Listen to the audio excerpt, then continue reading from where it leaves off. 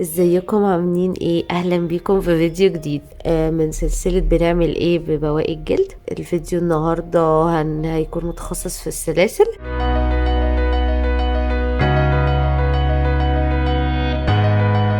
اخر فيديوهين كان عن الخواتم والاساور. سيب لكم اللينك بتاعهم تحت اللي لسه ما شافهمش يروح يشوفهم. انا كنت عاملة كام سلسلة كده بس هم يعني من زمان، هوريهولكم. يعني ادي واحدة اهي كده، ماشي، ودي اوكي، وفي دي وفي دي، تمام. فدي افكار مختلفة ممكن تعملوها. يعني هنا دخلنا الجلد في اكسسوارز وخرز، وهنا جلد متفرغ، وهنا جلد وعملنا عليه وردات. اوكي، النهاردة بقى هنعمل حاجة مختلفة. اللي شاف الفيديوهين اللي فاتوا احنا عملنا دول مع بعض.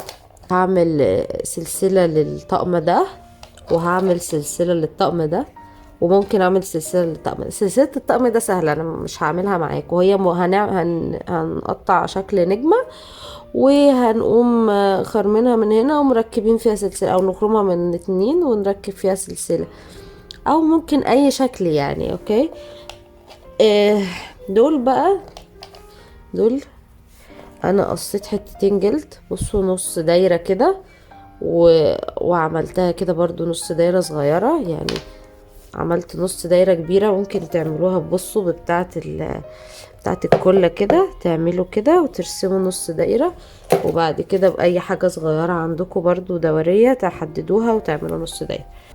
دي النبيتي دي هنعملها بالصدف. هنبتدي ايه،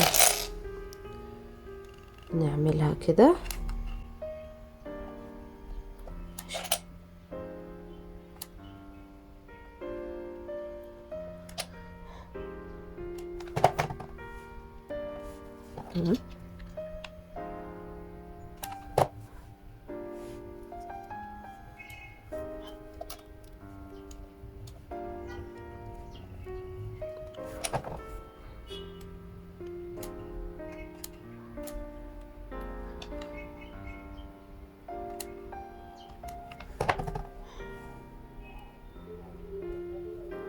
اوكي، تمام. هننضف بقى ده، هو بيتنضف بسهولة لما بينشف. وبعد كده هنركب بقى السلسلة. شو نفتح دي،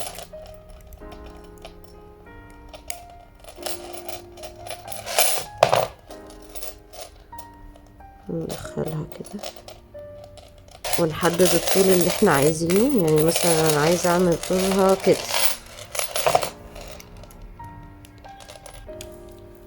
اهي، تمام.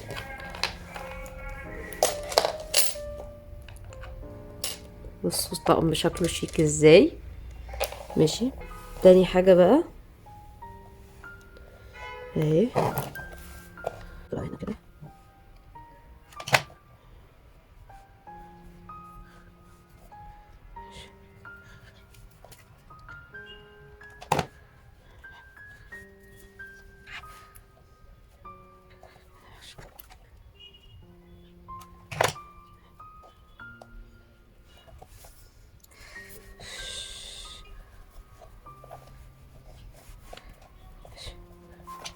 تمام